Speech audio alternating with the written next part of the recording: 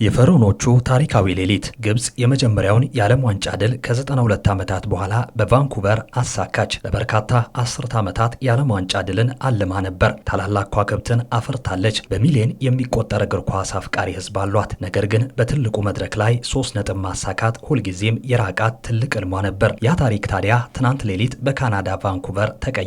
የምድብ ጨዋታዋን ከቤልጂየም ጋር አቻ በመለያየት የጀመረችው ግብጽ ትናንት ሁለተኛ ጨዋታዋን ከኒውዚላንድ ጋር አድርጋ አልሸነፍ ባይ ነቷንና የማሸነፍ ፍላጎቷን አሳይታለች። ጨዋታውን ግብጽ በፈለገችው መንገድ አልጀመረችም ነበር። ኒውዚላንድ በመጀመሪያው አጋማሽ በፊን ሰርማን የጭንቅላት ግብ መሪ ሆነች። ይሁን እንጂ የአባይን ውሃ እየጠጡ ያደጉ ፈርዖኖቹ ከረፍት መልስ ሙሉ በሙሉ ተቀይሮ መጡ። መሐመድ ሃኒ ያሻማውን ኳስ ሙስጣፋ ዚኮ በግሩም ሁኔታ በጭንቅላቱ በመግጨት ግብጽን ወደ ጨዋታ መለሰም። ከዚያም በኋላ መላው የግብጽ ሕዝብ ሲጠብቀው የነበረው ታሪካዊ ቅጽበት ደረሰ። የ34 ዓመቱ የአገሪቱ ኮከብና አምበል ሞሐመድ ሳላ በሳጥን ውስጥ ያገኘውን ኳስ መረቡ ላይ አሳረፈው። ይህ ግብ ግብጽን መሪ ከማድረጉም በላይ ለሳላ ድንቅ ታሪክና አዲስ ምዕራፍ ከፍቷል። በ82ኛው ደቂቃ ላይ ትሬዜጌ ሶስተኛዋን ግብ በማስቆጠር የኒውዚላንድን ተስፋ ሙሉ ለሙሉ አጨለመ። ጨዋታው 3-1 በሆነ ውጤት ተጠናቆ ስታዲየሙ በግብፃውያን ደጋፊዎች እንባና ደስታ ተሞላ። ከጨዋታው በኋላ አምበሉ ሞሐመድ ሳላ ይህ ድል ለሀገሬ ሕዝብ ትልቅ ትርጉም አለው፣ ለሀገራችን ኩራት ስንል ሁሉንም ነገር ሰጥተናል፣ ለቡድን አጋሮቼም ታሪክ ለመጻፍ ትልቅ እድል ላይ እንዳለን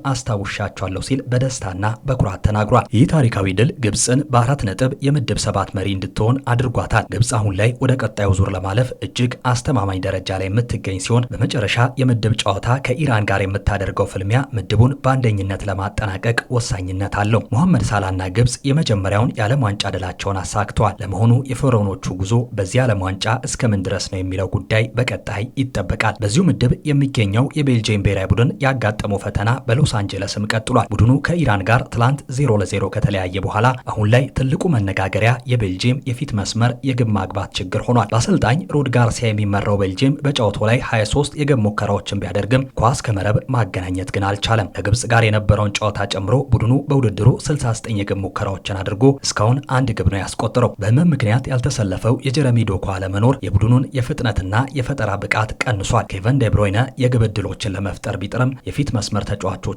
ማነቃቃት አልቻለም። አንጋፋው አጥቂ ሮሜሎ ሉካኩ በዓለም ዋንጫ መድረክ ላይ ግብ ካስቆጠረ 8 ተከታታይ ጨዋታዎች ሆኗል። የመጨረሻ የዓለም ዋንጫ ግቡን ያስቆጠረው እንደ አውሮፓውያን አቆጣጠር በ2018 ነበር። ተከላካዩ ናታን ኒጎይ በቀይ ካርድ ከሜዳ መውጣቱ ለቤልጂየም ቀጣይ ወሳኝ ጨዋታ ሌላ ራስ ምታት ሆኗል። አንጋፋው የኢራን ብሔራዊ ቡድን በጠንካራውና በተደራጀ መከላከል የብዙዎችን አድናቆቱን ማግኘት ቀጥሏል። በትናንትናው ጨዋታ የነበረው የኢራን ቋሚ 11 አማካይ ዕድሜ ከ32 ዓመት በላይ የነበረ ሲሆን ይህም እንደ አውሮፓውያን አቆጣጠር ከ1966 ወዲህ በዓለም ዋንጫ ታሪክ አንጋፋው ስብስብ ሆኖ ተመዝግቧል። ግብ ጠባቂው ቤሬን ባንድ ድንቅ ብቃቱን በማሳየት ቡድኑ ለሁለተኛ ተከታታይ ጨዋታ መረቡ እንዳይደፈር አድርጓል። ሁለቱም ቡድኖች ባደረጓቸው 2 ጨዋታዎች 2 ነጥቦችን በማሳካት አሁንም ወደ ቀጣዩ ዙር የማለፍ እድላቸው በእጃቸው ላይ ይገኛል። ነገር ግን ጫናው አሁን ላይ ያረፈው ሳይረፍድበት የግብ ማግባት መፍትሄ መፈለግ ባለበት በቤልጂየም ላይ ነው።